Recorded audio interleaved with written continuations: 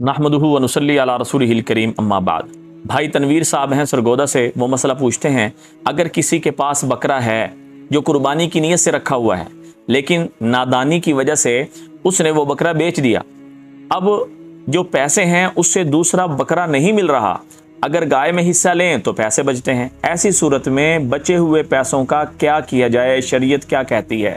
अब देखें, अगर आदमी मालदार है, साहिब निसाब है, कुर्बानी उस पर वाजिब है और कुर्बानी की नीयत से उसने जानवर खरीद लिया, अब कुर्बानी की नीयत से खरीदा हुआ जानवर उसको बेचने की इसको इजाज़त नहीं है।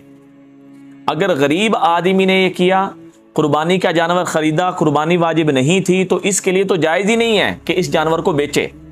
लेकिन अगर भूले से किसी वजह से उसने बेच दिया, तो अब उसके लिए हुक्म यह है कि अब जो जानवर खरीद रहा है वो इन पैसों से कम ना हो, ज्यादा बेशक हो जाए, कम ना हो। अगर कम का उसने खरीद लिया तो जितनी रकम बचती है उसको सदका करना इसके लिए वाजिब हो जाएगा। ये तो जानवर खरीदा।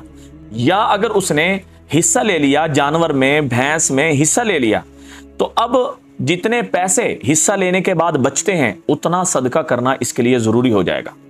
हाँ, अगर उसने जानवर खरीदा, खरीदते वक्त उसकी ये नीयत थी कि अगर मुझे पैसे ज्यादा मिलते हुए तो इसको मैं बेचकर कोई और जानवर खरीद लूंगा, तो इस सूरत में अगर वो जानवर बेचता है और उसे ज्यादा नफा मिलता है तो फिर उसके लिए ये सब जायज है। बेशक कम रकम का वो बकरा खरीद ले या किसी भी जानवर में हिस्सा ले ले तो फिर ये जायज होगा, लेकिन खरीदते वक्त नीयत का एतबार किया जाएगा। तो मेरा एक मशवरा यही है कि जितने भी जानवर खरीदने वाले हैं वो खरीदते वक्त ये नियत किया करें कि अगर इसके नेमुल बदल मुझे कोई अच्छा जानवर या ऑप्शन मिला तो मैं उसको इंशाअल्लाह ताला कर लूँगा, उसको खरीद लूँगा, इसको बेच दूँगा, फिर तो जायज़ है।